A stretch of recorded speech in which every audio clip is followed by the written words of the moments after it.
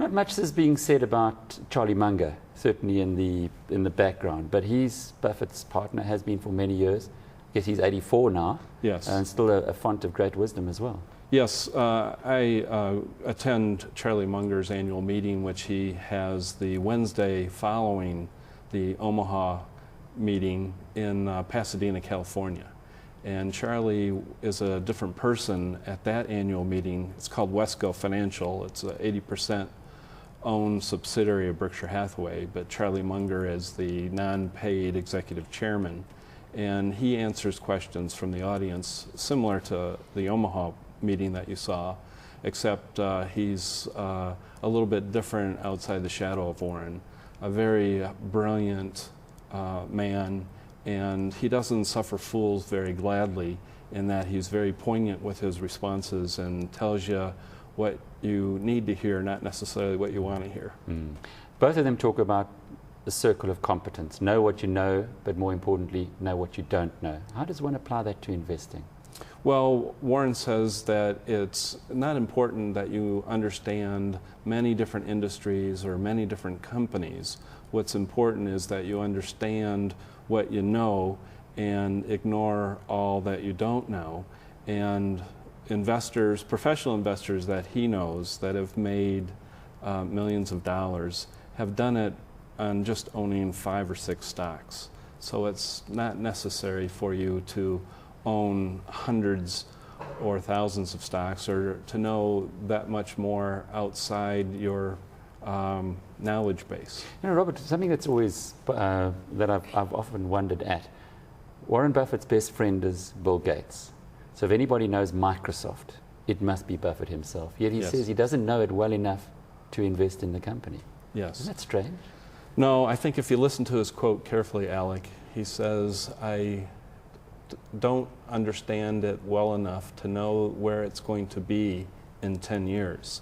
So whether it be Microsoft or any other emerging economy stock, if Warren can't go out in 10 years and see where it's going to be, he can't discount it back to today to figure out what it's worth. Therefore, he stays away. So it's almost a 10-year view that he makes on any investment. And it's interesting this because on Thursday, he said that the currency he's been buying is the Brazilian real. Yes. Which I guess is very positive news for the Brazilian economy and perhaps developing markets generally. Yes, well, and if you also look at 60%, or maybe it's 55% of his common stock holdings, they're in 4 companies in 4 basic industries that have not changed in 100 years. Beverages, what Coca-Cola was selling 100 years ago, they're still selling 100 years later. Banks, financial services or credit cards, American Express, or men's shaving, which is Gillette, now owned by Procter & Gamble.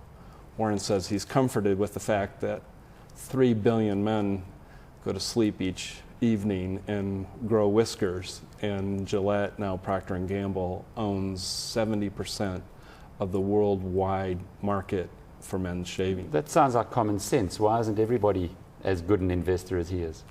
Well, I think 95% of the investors, Alec, are investing based on price, and they confuse price with value. Warren likes to play a game with himself. He likes to figure out what something is worth first, or the value of it. Then he looks at the price.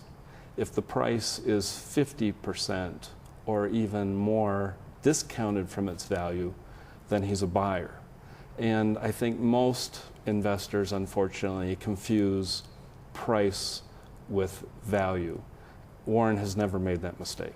He's made other mistakes, but he hasn't made that mistake. But those 4 big ones that he invests in, does he keep adding to the shareholdings, or did he only buy them when they were giving that 50% margin of comfort? He's added to Wells Fargo, which is the California bank, which is his major bank holding.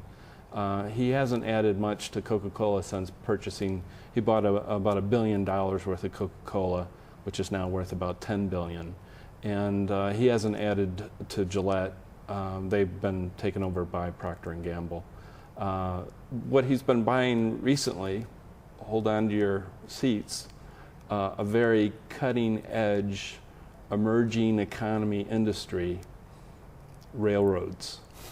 Some 3 or 4, or I think $5 billion into the railroad Burlington Santa Fe.